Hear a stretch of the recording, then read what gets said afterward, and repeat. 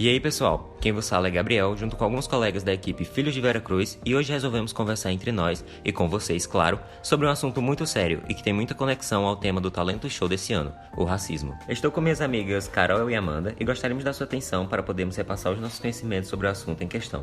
Enfim, todos sabemos que estamos comemorando o bicentenário da independência do Brasil, que ocorreu em 1822, com Dom Pedro I às margens do rio Ipiranga, nos proclamando um país independente, com sua famosa fala Independência ou Morte. Mas o Brasil realmente se tornou independente? Isso depende muito do seu ponto de vista, pois quando falamos em comércio, por exemplo, ou política, podemos dizer que sim, que essa independência realmente aconteceu. Mas se irmos mais a fundo, nem todos saíram ganhando com essas mudanças. Nossa, verdade. O que muita gente esquece é que não tinha somente o pessoal da realeza ou os nobres. Além disso, havia toda uma população pobre, onde sofreram muito por causa desses acontecimentos. Aí entra o tema do nosso podcast. Os escravos sempre fizeram parte da nossa história e, mesmo assim, muitas vezes são ignorados quando pensamos na independência.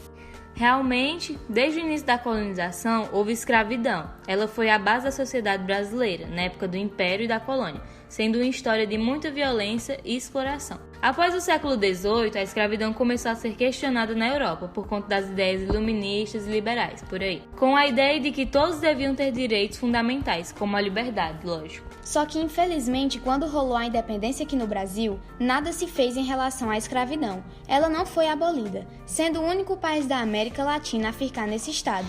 Muitos dizem que foi por medo dos brancos. Eu também acho. Com a evolução haitiana, o pessoal da elite se atemorizava, já que o Brasil era a colônia mais negra do mundo. Após o dia 7, o Estado brasileiro nascia mantendo o regime de trabalho escravo, sendo a independência feita de senhores escravos para eles mesmos, uma coisa sem lógica. Toda a raça vivia em uma condição péssima, sendo torturados pelos seus senhores de várias maneiras diferentes e horríveis, sendo amarrados em troncos e chicoteados, passando muita fome. Assim, ao longo dos anos, ocorreram várias formas de resistências que buscavam corrigir excesso de tirania dos senhores, diminuindo o nível de opressão.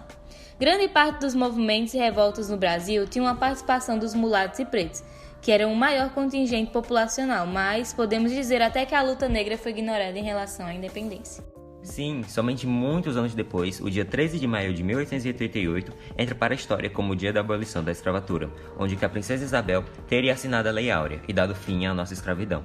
O que me deixou muito revoltado é o fato de todos acharem que isso foi um ato de bondade, mas é claro que não foi, e muito menos o fim do sofrimento negro. Já que essa tal oposição não melhorou em nada as péssimas condições da vida preta na época, em sua grande parte, sem nem mesmo ter alternativas de trabalho, moradia ou alimentação, gerando consequências tristes, como a exploração do trabalho preto nas lavouras. Nisso também saíram as favelas, não foi? Após esses escravos serem libertos, eles se afastavam das cidades graças à discriminação racial, que obviamente tinha continuado. Anos depois, essas áreas vêm a ser chamadas de favelas. Falando nisso, vindo para os dias atuais, mais de um século depois dessa suposta abolição, embora o povo preto ainda tenha conseguido conquistas importantes, como o reconhecimento do Estado brasileiro sobre o racismo ser um crime, a vida negra ainda é muito complicada.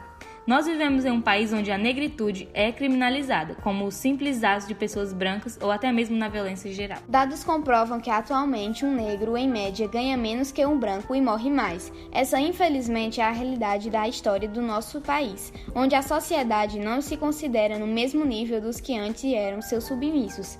A cada ano, isso se mostra mais e mais como uma verdade que a maioria prefere nem ver. Agradecemos por nos acompanhar até aqui. Espero que tenha gostado da nossa conversa e desejo muito que tenhamos um futuro melhor para todos. Obrigado pela atenção.